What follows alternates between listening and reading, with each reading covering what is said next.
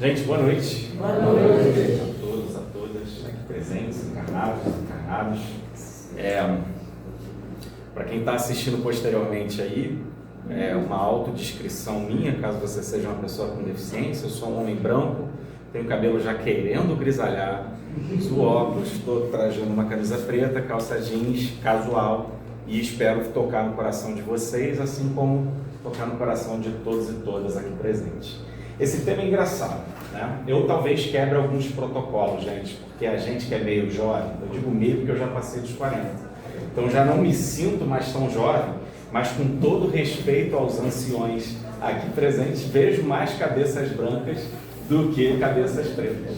Então, por isso que eu falo que eu sou meio jovem. Então, o jovem, naturalmente, ele quebra alguns protocolos.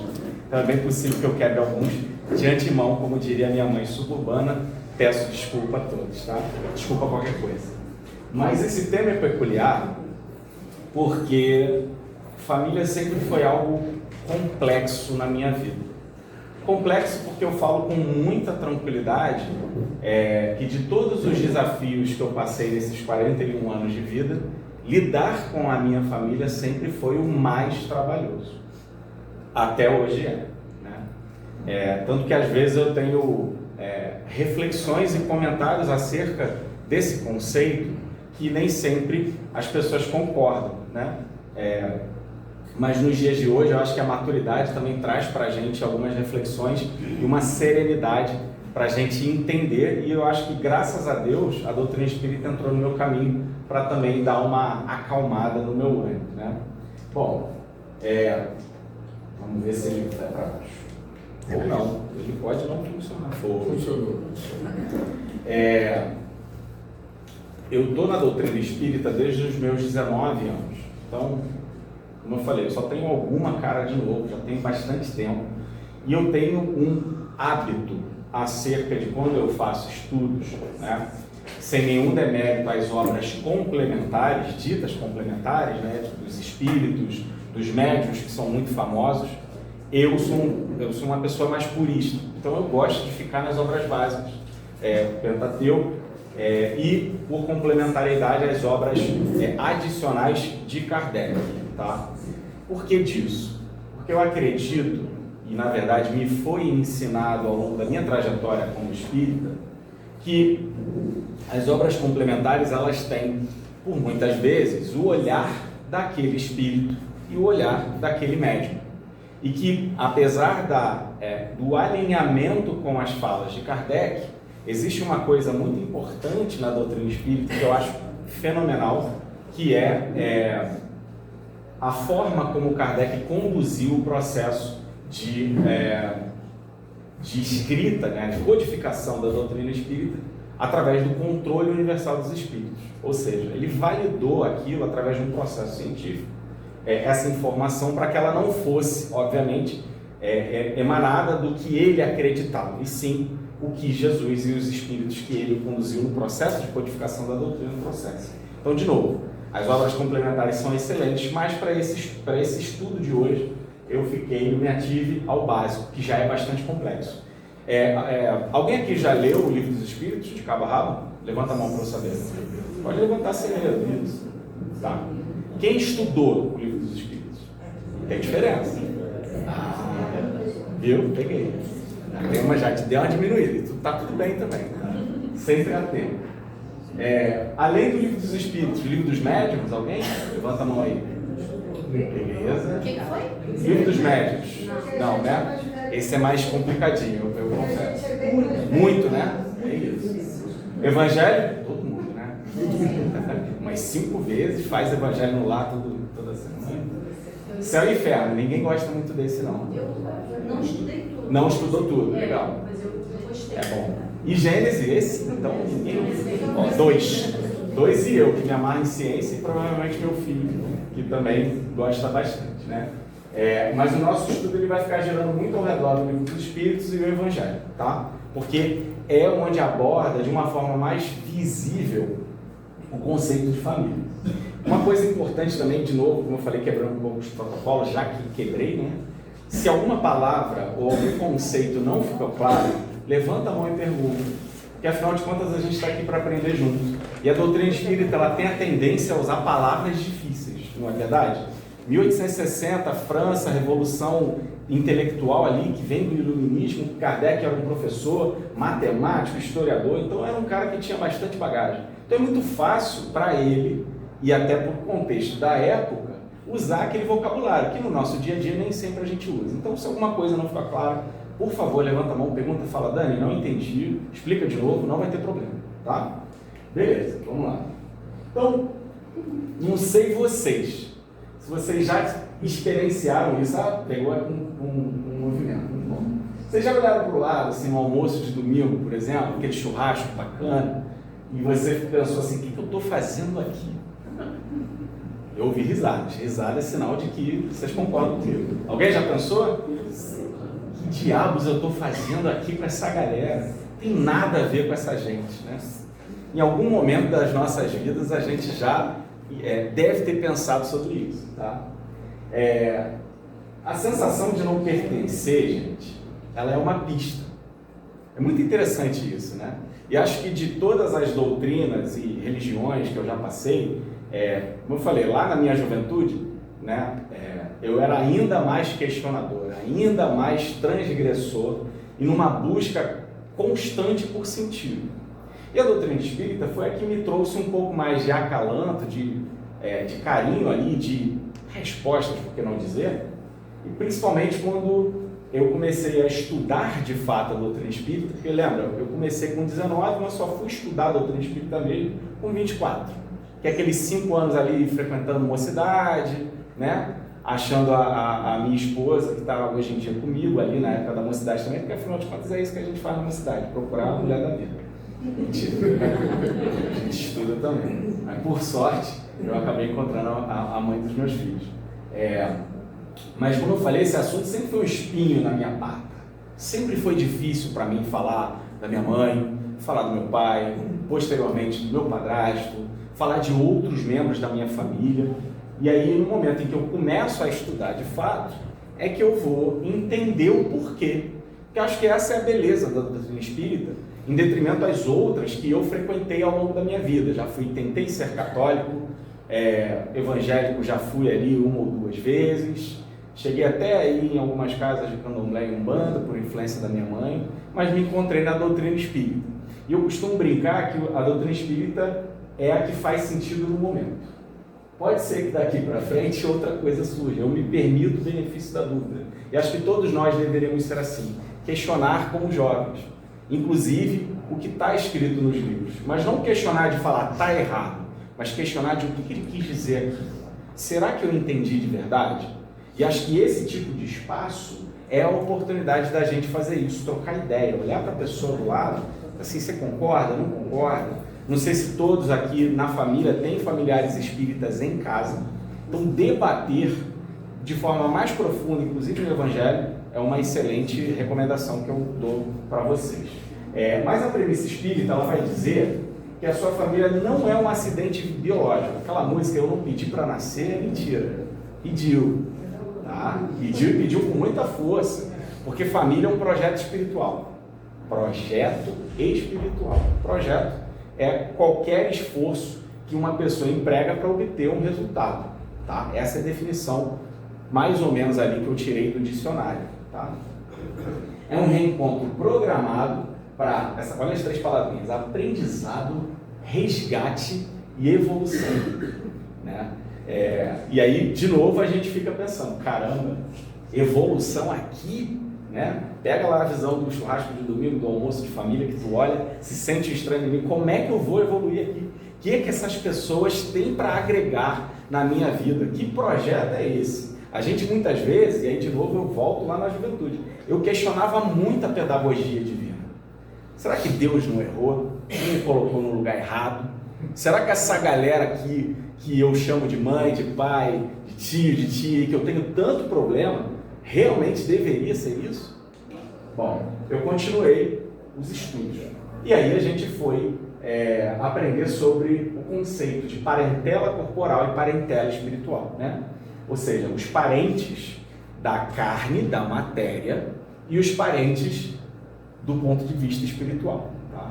Todo mundo conhece os preceitos básicos da doutrina espírita, certo? Vamos lembrar os 5? Porque eu mesmo esqueço de vez em quando. Comunicabilidade com os espíritos, beleza? Existência de Deus. Pluralidade das existências, legal. O que mais? Falta 3.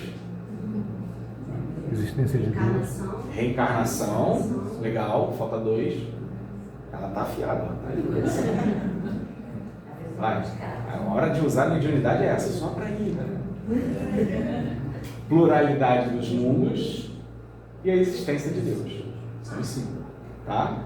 E mais do que a reencarnação e a comunicabilidade, tem a pré-existência e a sobrevivência da alma. Ou seja, eu estou encarnado, tenho um corpo, estou como um espírito habitando um corpo, mas antes deste corpo, antes de ser Daniel, eu era outra coisa, que é a minha essência pura como espírito.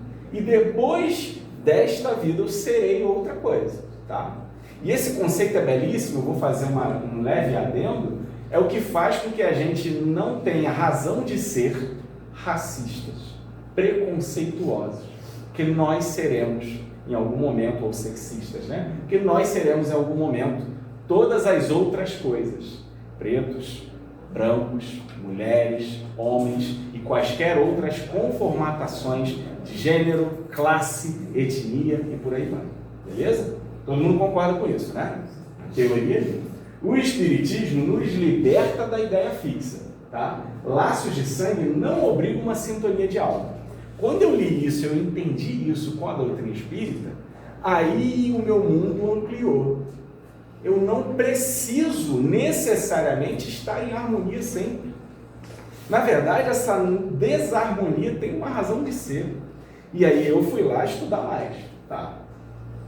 Os verdadeiros laços de família, está lá no Evangelho segundo o Espiritismo, capítulo 19, 14, item 8. Vai dizer assim, ó, os verdadeiros laços de família não são, pois, os da consanguinidade, mas os da simpatia e da comunhão de pensamentos que unem os espíritos, antes, durante e depois de suas encarnações.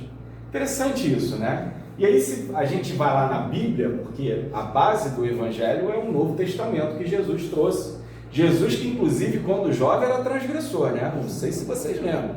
Entrou chutando sinagoga, entrou botando o dedo na cara daquele conservadorismo e daqueles fariseus que aparentemente adoravam a Deus, mas que não necessariamente professavam a fé de uma forma correta, né? Jesus era um questionador. Jesus veio também, como ele mesmo falou, não vim para trazer a paz.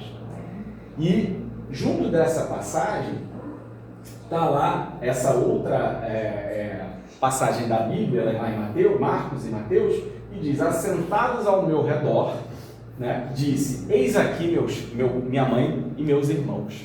Jesus falou, né? Pois todo aquele que faz a vontade de Deus, esse é meu irmão, minha irmã e minha mãe. Jesus já dava dica, através das parábolas, para aquele povo ignorante espiritualmente.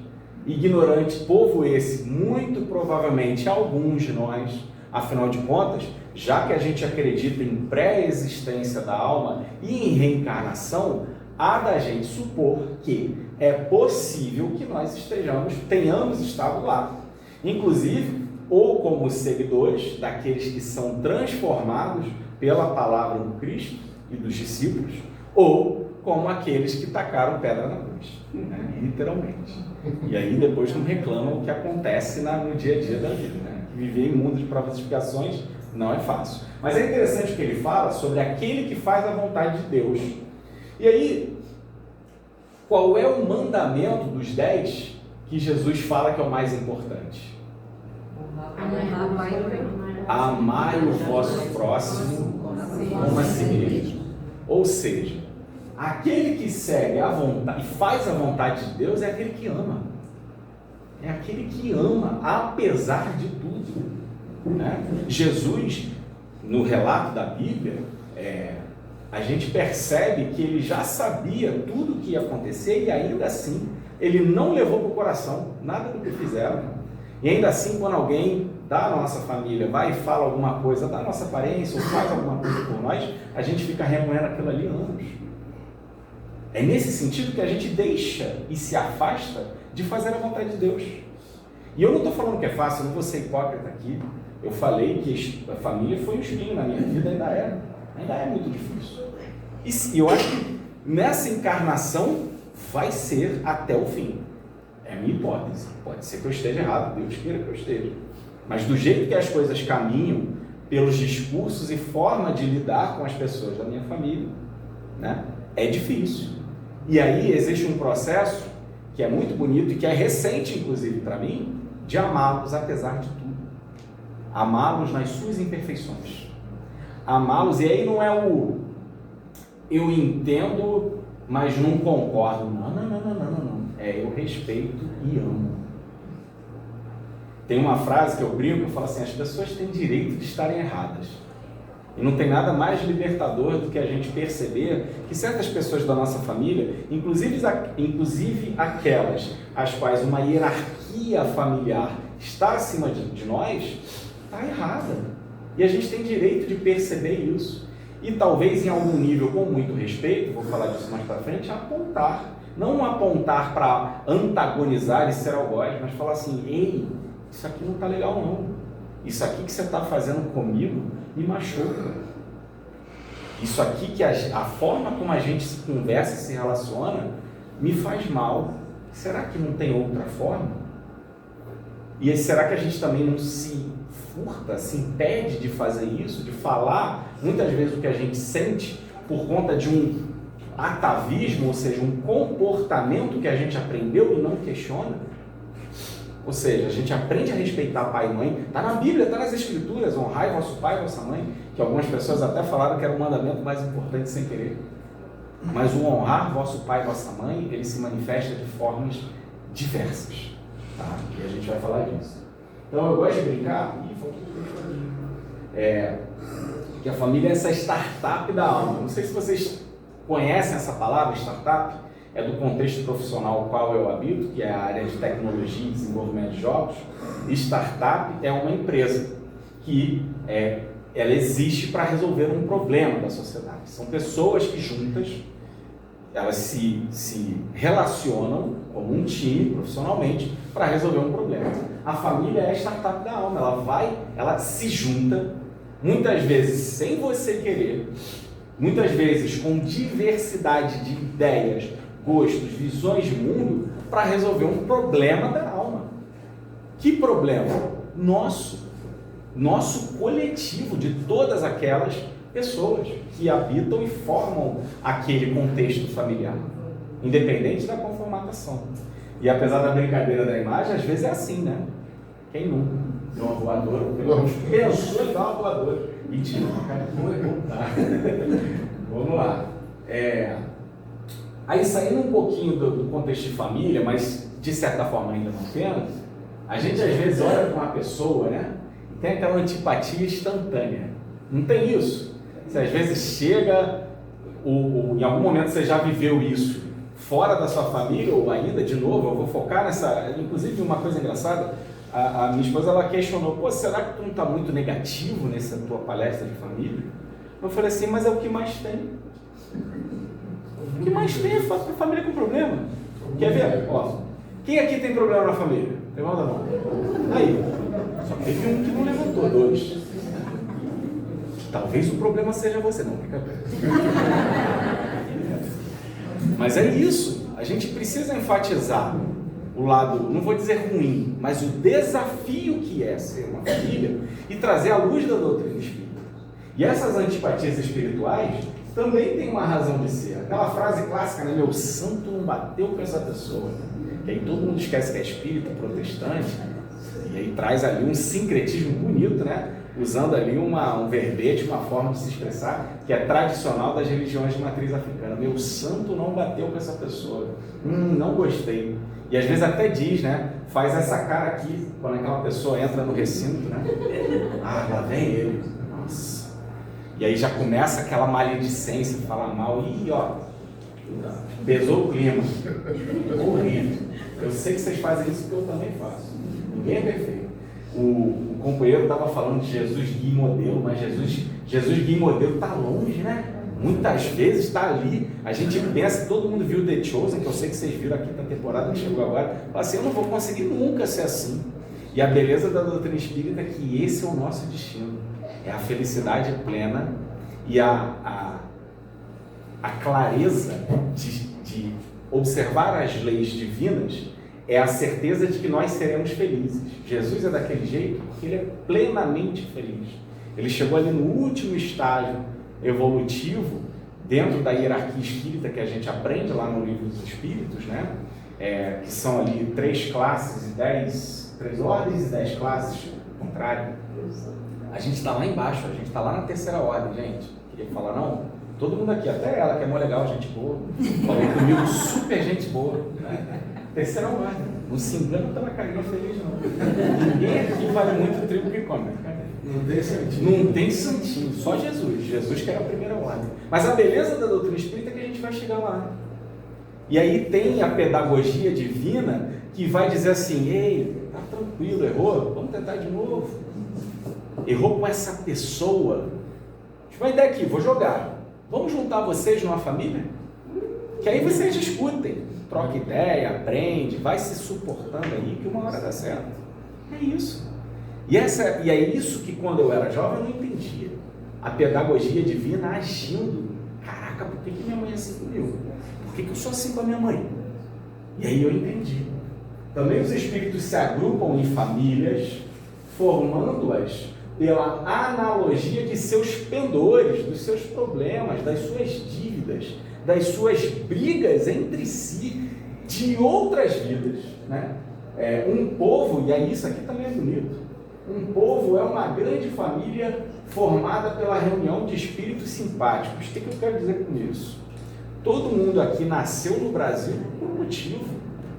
Existe essa família brasileira, que é diversa, que é diferente, e que precisa voltar a se amar. Nos últimos anos a gente se dividiu ainda mais como família. A gente se tornou inimigo dos nossos familiares, né? Direta ou indiretamente, por opiniões divergentes. Só que a gente esquece que Jesus, por exemplo, já que é o nosso modelo, vamos pegar lá nele. Ele chamou a galera perfeita para seguir ele? Não. Chamou um bom bando de bronco, pescador, né? Chamou inclusive o inimigo do povo judeu lá, o Mateus, que cobrava imposto, coletor de impostos. Se Jesus, que é alguém modelo, só andava com gente esquisita, diferente, pensava diferente, agia diferente, inclusive era inimigo do povo judeu, quem é a gente para ficar apontando o dedo e criticando? Não. A gente tem muito pouco tempo nessa vida para ficar guardando rancor, para ficar manifestando ódio para com outras pessoas que são diferentes, pensam diferente. Não temos esse tempo. E de novo, ó, quando você começar a pensar assim, pô, não gosto daquela pessoa porque ela pensa diferente de mim, ela é diferente de mim, ela não acredita no que eu acredito, o nosso povo é uma família também. Vamos ampliar o conceito de família. E aqui foi outra revelação que a doutrina espírita me deu. Né? A gente precisa, e aí, já que a família é um grande projeto da alma, o povo brasileiro é um projeto da alma também. Né? E é muito esquisito quando a gente vê certos discursos que aparentemente são travestidos ali de uma ideia que é cristã, mas que é completamente contrária ao mandamento maior que Jesus trouxe para a gente. Cadê o amai-vos uns aos outros? Ué, Jesus não criticou ninguém, nunca, ninguém. Tirando a galera lá quando ele entrou chutando lá o templo, e ainda assim ele não criticou apontando dedos de uma forma desnecessária. Foi para provocar uma reflexão. Ora, será que a gente está seguindo? O que ele fez com a galera foi: vocês não estão fazendo o que deveriam fazer. E aí, ao invés da gente apontar o dedo para fora, vamos apontar o dedo para dentro e falar assim: eu estou fazendo o que eu podia fazer? Eu estou seguindo a vontade de Deus? Para a gente pensar. Não tem resposta certa. E nem é para sair daqui com uma resposta. Até porque eu não vim trazer resposta. Aí eu vou parafrasear Jesus. Eu vim para confundir. Eu vim para criar o desequilíbrio na gente mesmo, que é isso que a doutrina espírita causa em mim. Se ela não causa isso em você, você está aprendendo a doutrina espírita errada. De verdade. Com todo respeito a todos e todas aqui. A doutrina espírita, ela me faz pensar o tempo inteiro. Mas mais do que pensar, ela me faz agir. Ela me faz pedir desculpas. Inclusive perdoar. Porque é perdoando que a gente é perdoado, né? Tem a música espírita que fala isso. As músicas espíritas e todos os ensinamentos estão aí dando um monte de ideias e talvez a gente esteja ignorando elas esse tempo todo. De novo, para a gente pensar. A antipatia instintiva está lá no Livro dos Espíritos, questão 388. LE é Livro dos Espíritos e ESE, Evangelho segundo o Espiritismo, quando a sigla aparecer novamente. A antipatia instintiva é também, muitas vezes, um sinal de relações anteriores antipáticas. Então veja, só reforça o nosso princípio básico da pluralidade das existências. Eu tive uma vida antes, uma não, várias vidas antes, terei várias depois. E é por isso que muitas vezes o meu santo não dá. E é por isso que a minha mãe, o meu pai, o meu filho, a minha filha, os meus tios têm problemas tão difíceis comigo que eu nem consigo explicar por que essa pessoa me odeia tanto. Ou então, por que eu odeio tanto essa pessoa? Por que quando ela abre a boca eu já fico com raiva? Está aqui. E sabendo disso, a gente precisa agir, né, gente? Porque Deus, está lá no capítulo 4 do Evangelho, diz assim: Deus permite que nas famílias ocorram essas encarnações de espíritos antipáticos e estranhos, com duplo objetivo. Olha aqui, pedagogia divina é um negócio incrível, né? Inteligência suprema não é à toa. A gente é tão tosco, tosco é a palavra, tosco, a gente é pequeno, que a gente nem consegue entender essa sabedoria. Ele permite que essas pessoas antipáticas formem uma família para servir com um duplo objetivo de prova para uns e para outros de meio de progresso. Então aquela pessoa difícil da sua família, ela é tua prova, ela é teu exercício para você desenvolver uma série de competências e habilidades que vão te empurrar para aquele destino que a doutrina espírita vende também, que é a felicidade. A gente pensa em Jesus de novo, longe, mas tem um lance legal na doutrina espírita, fazendo outro pequeno parênteses. Como é que Deus criou os espíritos? Lembra aí para mim? Simples e ignorantes. Ele criou só um espírito simples e ignorante ou todos? Jesus também não é um espírito? Então como é que Jesus cresceu? Nasceu? Simples e ignorante. Ou seja, a gente já tem isso aí igual a Cristo. Olha aí, todo mundo nasceu igual a Cristo. Se todo mundo nasceu igual a Cristo, a gente tem as mesmas possibilidades que Ele de chegar no nível dele. Sim. E em algum momento, quem sabe sermos, por que não dizer e sonhar, nós mesmos os Cristos de outros planetas, de outros lugares. Afinal de contas, há muitas moradas na casa de Deus. Cristo também passou perrengue, galera. Também deve ter tido família difícil, também deve ter errado, né?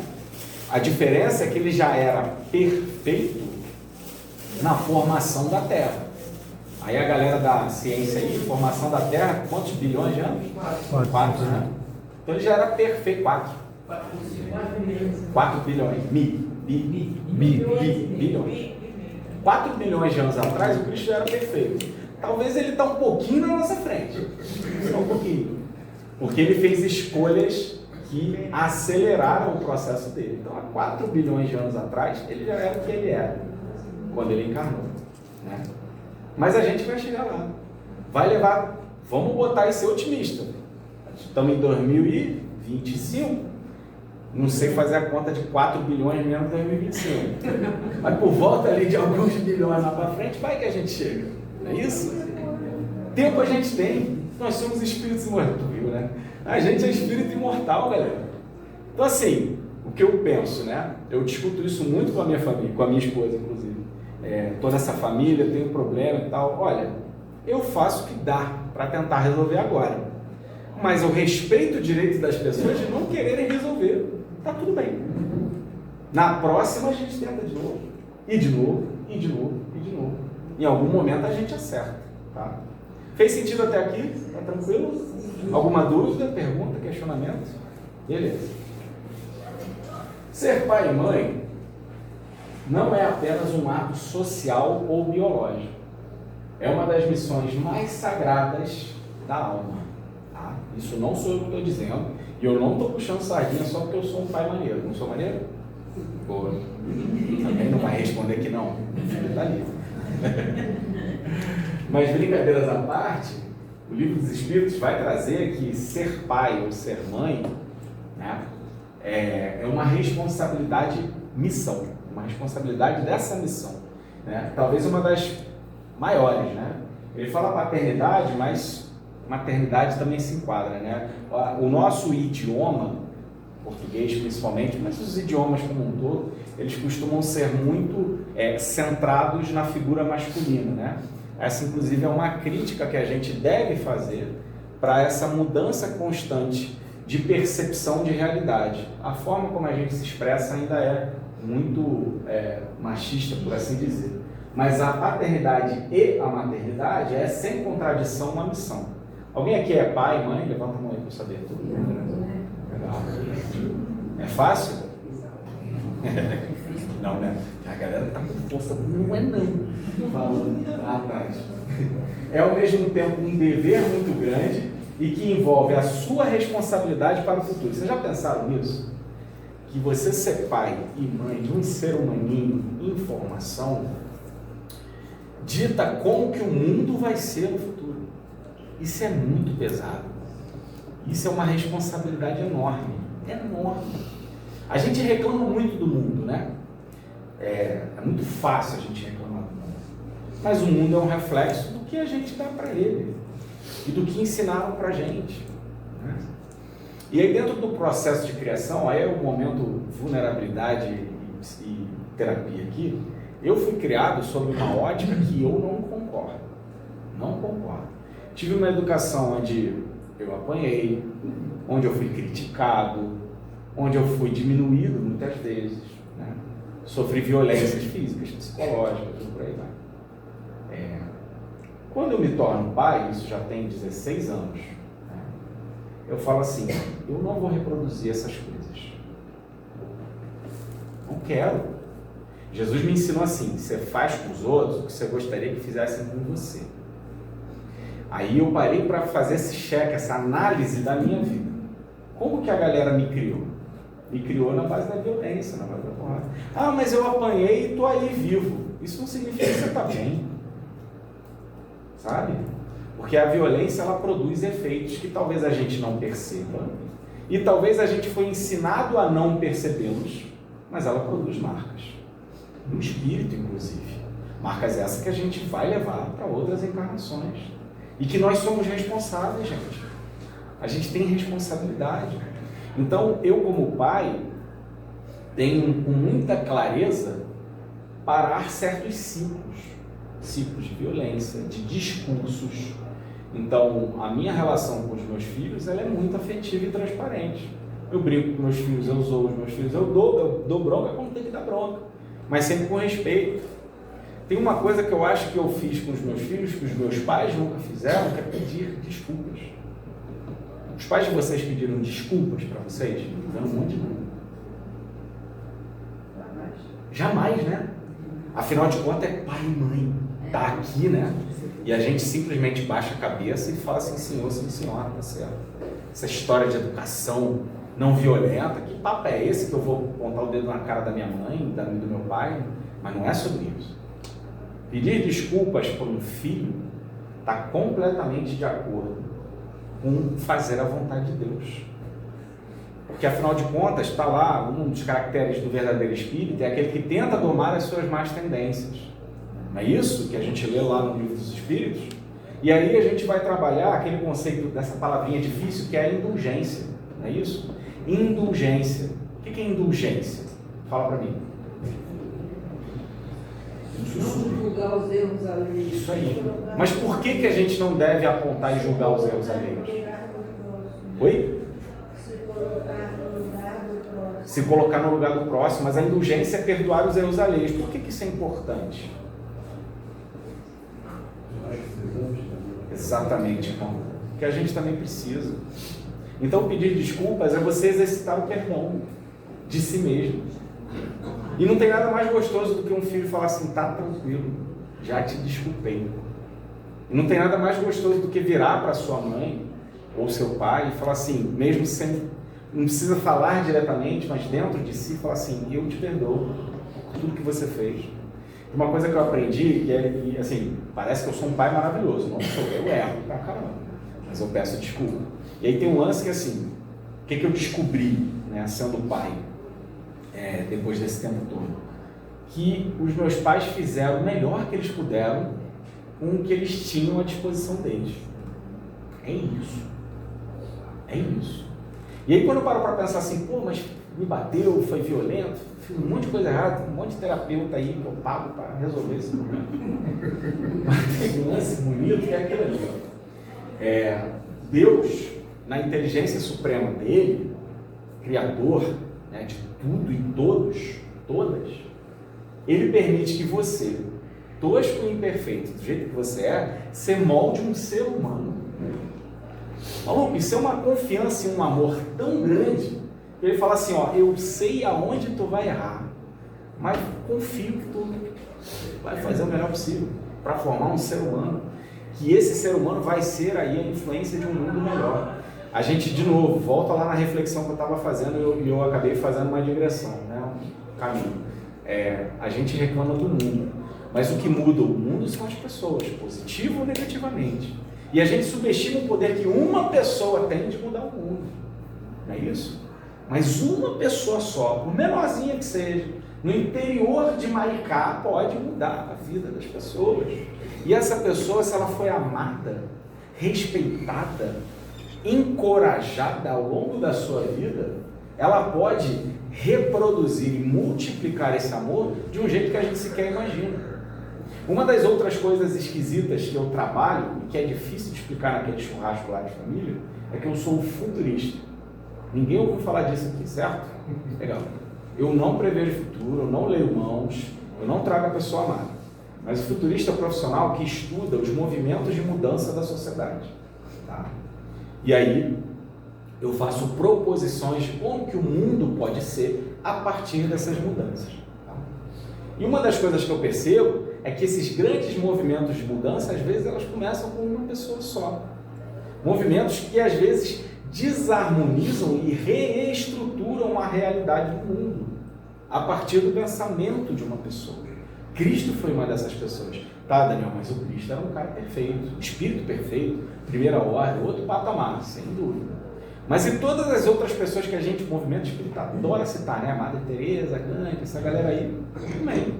Você, que ainda tem um monte de vida pela frente, seja nessa, mas eu estou com 70 anos, tem muita vida ainda, nessa e nas próximas, você é um espírito imortal, você pode ser uma dessas pessoas.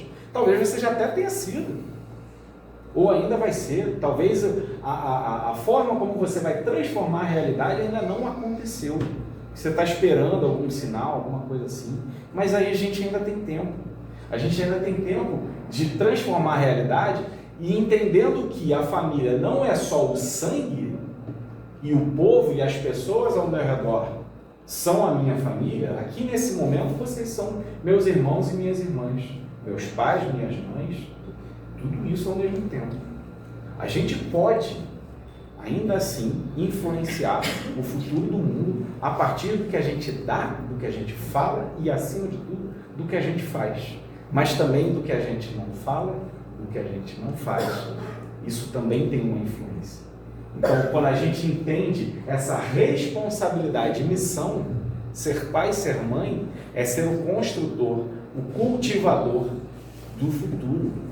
Isso é muito poderoso. E se Deus permite que a gente seja pai e mãe, a gente precisa meio que atender essa expectativa e essa responsabilidade minimamente. Né? Tranquilo até aqui? Todo mundo comigo? Não falei nenhuma besteira não, né? Tá.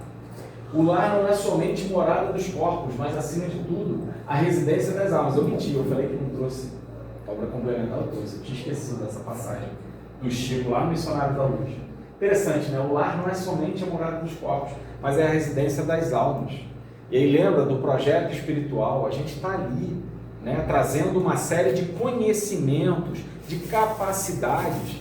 E aquilo que eu falei, a pessoa difícil é que vai te ajudar a exercitar o perdão, que a gente fala e lê tanto, tem que perdoar os outros, tá aí, tua mãe te criticando e você não consegue perdoar ela, só porque ela pensa diferente de você, ou teu filho que faz uma besteira dentro do processo da imaturidade que a juventude traz, que é natural. Por que a gente não por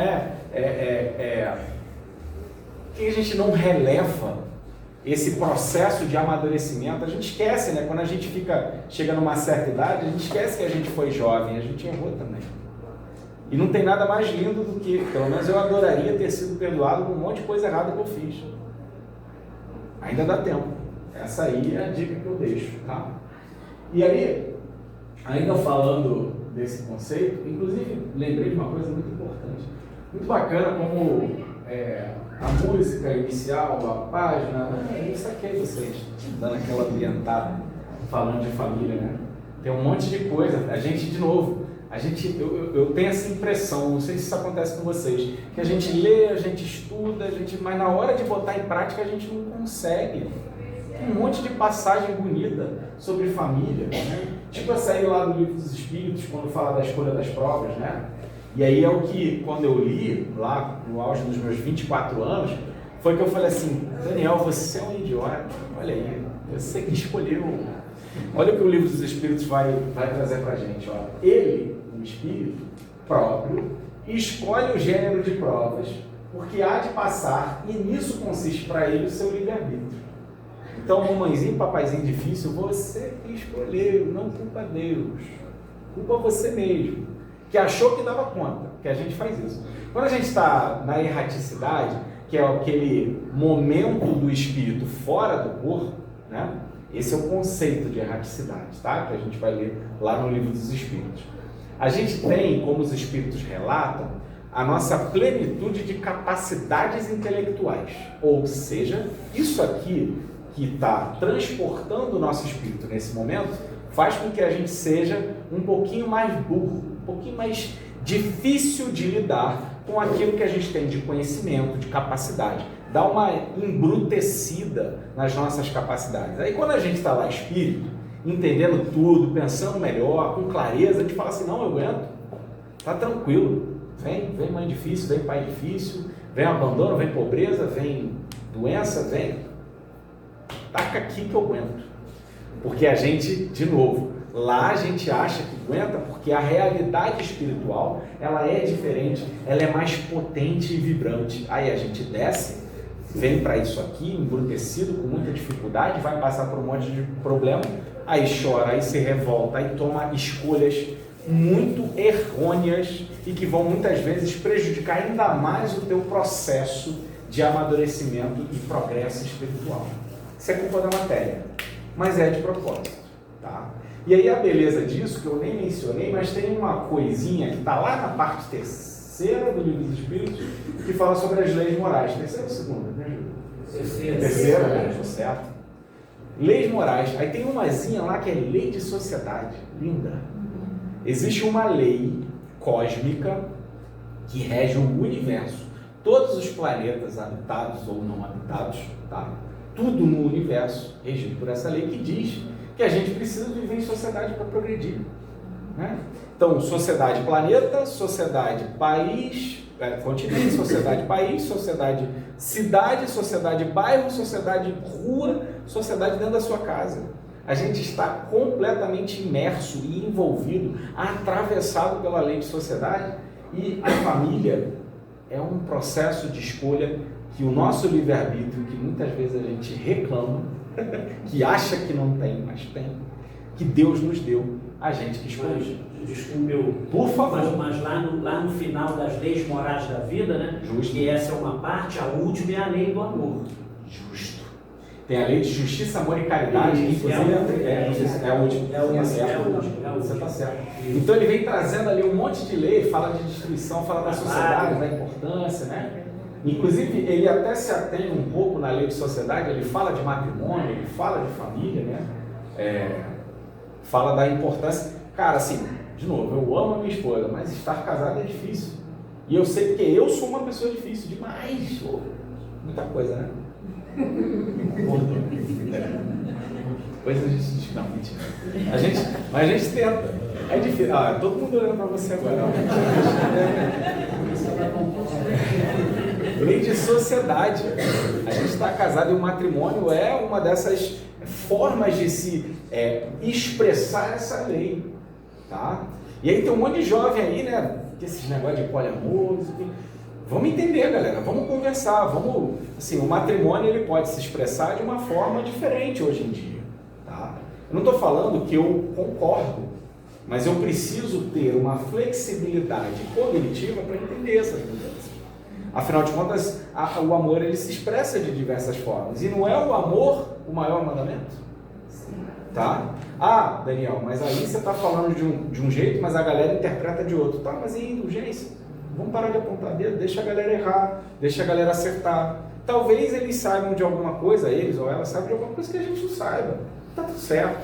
E aí cabe sempre ouvir sem crítica, sem julgamento, e entendendo que Deus lhe supre a inexperiência, traçando-lhe o caminho que deve seguir, como fazes com a criança, deixa-o, porém, livre para escolher. Então Deus é tão bom que ele fala assim, tá, ô Dodóizinho, você que não sabe nada de nada, quer escolher tua família? Vamos lá, vou te ajudar. E bota um monte de espírito legal, bota o teu mentor, né? Bota uma galera para te ajudar no processo de escolha. Inclusive, às vezes fala assim, não pode trazer essa dificuldade aí. Tem certeza, Daniel, que você vai escolher isso aí mesmo? Tenho. Eu aguenta mesmo. E aí já sabe, Deus já sabe. Porque nós somos crianças perante a inteligência divina. Então a gente não tem todo o amor com os nossos filhos, na maioria das vezes. Então se a gente permite, muitas vezes a gente conversa muito, minha esposa e eu, sobre esse processo de aprendizagem, de construção de identidade que os nossos filhos passam. Tem certas coisas que a gente sabe que vai dar ruim. E aí você vai falar, porque você é pai, você é mãe, você passou por essa situação, sabe que vai doer, deixa. Você tem que estar ali do lado quando der errado. Que pode ser que não dê também. Mas se der, nosso papel não é falar eu avisei. Não é sobre isso. Isso era o que a minha mãe fazia comigo, lembra? De encerrar os ciclos. Aí eu falo assim, poxa, me conta o que aconteceu. Sinto muito que não deu errado. Posso te ajudar de alguma coisa? Da próxima vez, talvez, vamos tentar diferente? Vamos tentar ouvir o papai? Sabe? Sem críticas, porque o processo de errar faz parte do nosso livre-arbítrio. Deus sabe que a gente vai escolher errado, que a gente vai fazer besteirinha, não tem jeito. Tá? É o que faz a gente evoluir. E aí, já nos aproximando aí do encerramento, né? Quando a gente fala de família, a gente pensa muito nesse conceito e essa oposição da paciência e da submissão. Né? Até onde uma coisa vai, outra coisa deve fazer. Qual é a diferença das duas, né? Para a gente aplicá-las de forma correta? A paciência, ela é ativa. Essa é a diferença. A gente muitas vezes confunde. Você precisa ser paciente. Ser paciente não é ser submisso. E essa foi talvez o maior aprendizado que eu tive, e aí de novo, graças à terapia, para poder aplicar no meu contexto familiar. Que antes eu era antagonista dos meus pais. Eu batia de frente, porque eu não concordava e eu queria fazer a minha vontade valer em detrimento ao que ele ou ela achavam que tinha que ser. Até que eu entendi assim, vamos lá, eu não vou mudar essa pessoa. Quem é que eu posso mudar? Na verdade, mais do que quem é que eu posso mudar, quem é que eu tenho obrigação de mudar? Eu. Então, quando eu entendi isso, o que eu mudei de discurso eu não concordo, você está errada, eu comecei a falar assim, isso que você fala me machuca. E como eu te amo, eu queria que você parasse. Ou que você fizesse de outro jeito. Quando você aborda esse tema desse jeito, eu me sinto mal. E eu queria não me sentir mal mais. Você me ajuda? E aí mudou. A minha relação com os dois mudou. No momento que eu comecei a ser paciente, entendendo que eu não vou mudá-los nessa encarnação, por mais que eu tente, por mais que eu tenha certeza, porque afinal de contas a gente estuda a doutrina espírita, a gente pratica a doutrina espírita, sempre pode, dentro do nosso jeito imperfeito, mas ainda assim praticamos. Eu entendi que eu não vou mudar, não é meu papel mudá-los através do discurso, mas sim da ação. Então eu vou falar, e ela vai fazer de novo, e eu vou perdoar de 70 vezes 7 vezes. Mas eu não vou ser submisso mais, que era o que eu fazia. Tem uns bons 6 anos para cá que eu não aceito mais certas coisas. Mas é o não aceitar sem ser violento. É falar assim, você pode parar. Você não vai mudar o jeito que eu penso e eu não vou mudar o jeito que você pensa. Então, já que eu te amo e eu sou grato por você ter me dado a vida, a gente pode não falar mais disso?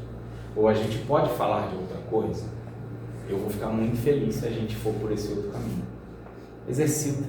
É uma coisa chamada comunicação não violenta.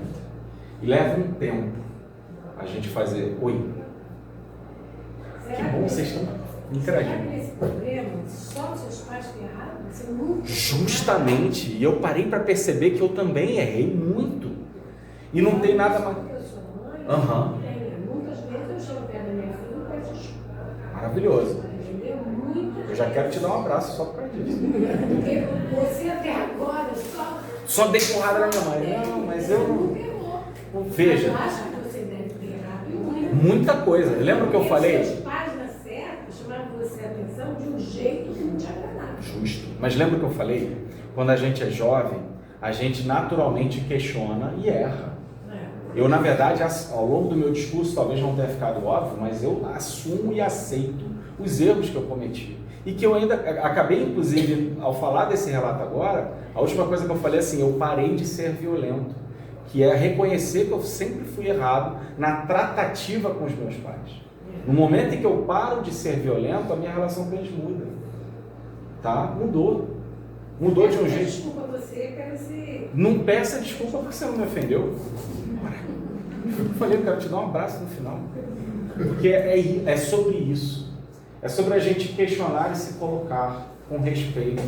Você fez certíssimo. E é o que eu faço hoje em dia com a minha mãe, com o meu pai. Nem sempre eles vão fazer comigo, tá tudo bem.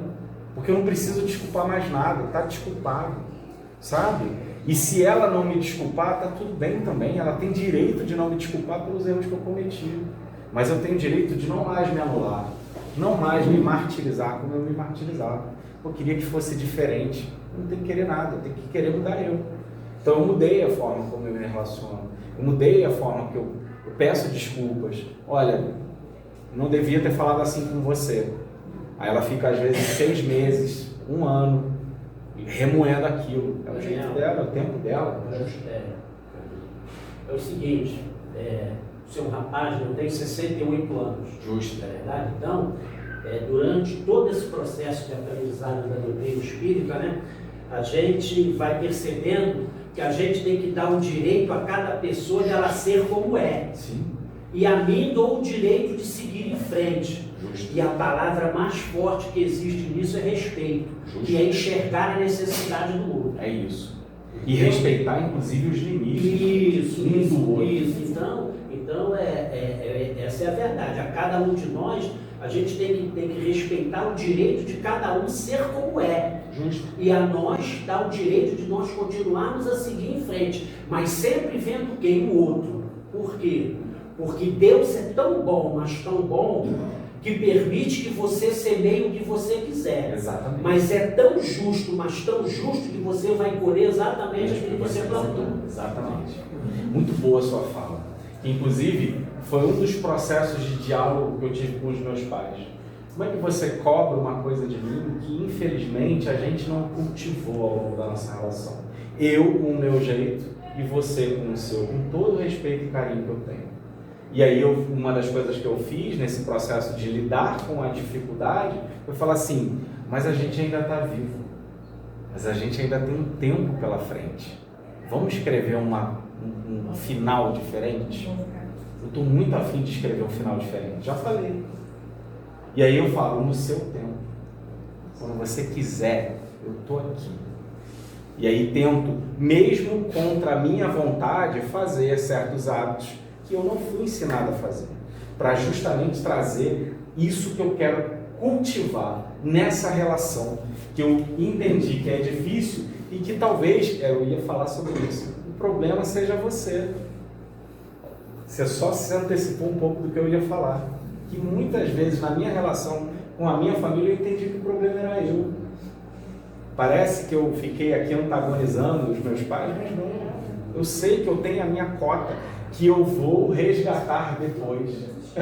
Eu vou resgatar depois. Né? Eu tenho um monte de pendências com eles. E de novo, livre-arbítrio. Não tem nada mais bonito do que saber que eu vou ter outra chance com os meus pais. Que talvez eu seja o pai deles em algum momento, ou mãe deles, e eles vão fazer a mesmíssima coisa que eu fiz com eles. Daniel, aparelhinho, espelho. E relatório moral diário. Isso. Inventário moral. Né? Será que eu melhorei? Será que eu estou bom? Será que eu estou fazendo? Né? Porque eu brinco sempre assim. Tem gente que acorda de manhã e fala assim, está olhando para mim por quê? Ele faz isso. Não é verdade? Então esse é o caminho. Né? O cara tem que olhar e dizer, pô, eu sou isso aqui mesmo. Aí lá no final do dia, seguir o conselho de Santo Agostinho, né? Fazer um inventário moral. Será que eu fiz todo o bem que podia? Será que eu melhorei? Será que eu sou assim, coisa e tal? E se não conseguiu, de novo, tá tudo bem. Aí você me desculpe, pelo que vocês estão pedindo desculpa demais. O cara sopra, a gente manda, né? Então o que acontece? Tem muitas vezes que acontece o seguinte, né? A nossa mãe, o nosso pai, né? Durante toda a nossa vida, nos disse alguma coisa que às vezes a gente guarda conosco, mas não tem a coragem de dizer. Sim. A gente só vê o defeito dos outros porque o nosso é nas costas. Sim. Entendeu? E de novo, eu acho que ao longo da minha fala aqui é perceber isso. O que a doutrina mais me fez, não tem essa coisa que você falou do espelho, não tem o olhar para dentro de si mesmo, né? Para além de Santo Agostinho, o que a doutrina espírita me trouxe foi clareza sobre mim. De eu entender aonde está o meu calo e onde eu sou o espinho na vida dos outros. Porque Joana de Ângelo disse para Divaldo o seguinte: a luta não é você contra ninguém, é você contra você mesmo. Essa é a luta. E aí tem essa pergunta: eu seria bom casado comigo mesmo? Fica aí. Eu estou toda hora me estendendo, mas aí tem uma coisa para a gente quebrar gelo, para que você possa sobreviver bastante ao seu casamento. Eu tenho 45 anos de casado. Não é uma competição. Não é isso, não é isso. O casamento é a relação de duas pessoas onde uma está sempre certa e a outra é o marido.